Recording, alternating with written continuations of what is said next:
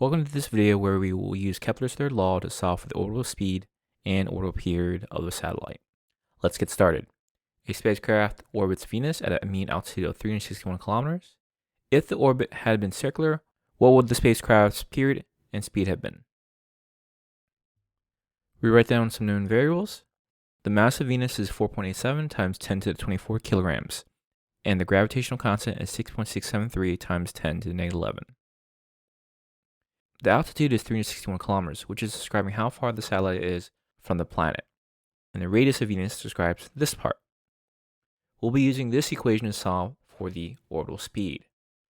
T equals 2 pi times the square root of r cubed over g times m. The r in this equation does not represent the radius of the planet. It is the combination of the altitude and the radius of Venus. By adding the altitude and the radius of Venus together, we get 6.41 times 10 to the 6 meters. Since r is now calculated, we can go forward with using the equation to solve for the orbital period. T equals 2 pi times the square root of 6.41 times 10 to 6 raised to the third power. This is divided by the gravitational constant, 6.673 times 10 to the negative 11 times 4.87 times 10 to 24 kilograms. Let's make those numbers nicer on top and then on the bottom. I'll go ahead and cube the top number, and we will get 2.63 times 10 to the 20th. On the bottom, I'm going to go ahead and multiply those two quantities, the gravitational constant and the mass of Venus. This will give us 3.249 times 10 to the 14. Here's a helpful tip. Place parentheses around these numbers expressed in scientific notation so that you avoid mistakes on the calculator.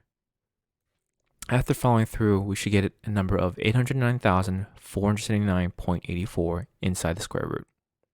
Let's go ahead and square root that number and then multiply it by 2 pi. Our answer for the orbital period should be around 5,653.05 seconds. We're going to do the same thing for the orbital period.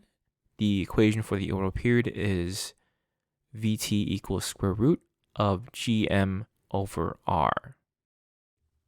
Now again, we do have the gravitational constant and the mass and r from earlier, so we can move forward and solve for the orbital speed. On the top, we'll have 6.673 times 10 to the negative 11 times 4.87 times 10 to 24 kilograms. And on the bottom, we'll have r 6.41 times 10 to the 6 meters. Let's go ahead and multiply the top through, and we will get 3.249 times 10 to the 14. Afterwards, we can follow through with division. We can take 3.249 times 10 to the 14 and divide by 6.41 times 10 to the 6 meters. This will give us 50,648,070 inside the square root. Let's go ahead and square root that number, and we will get an orbital speed of 7,116.7 meters per second. This concludes our problem using Kepler's third law, and I hope you found it helpful.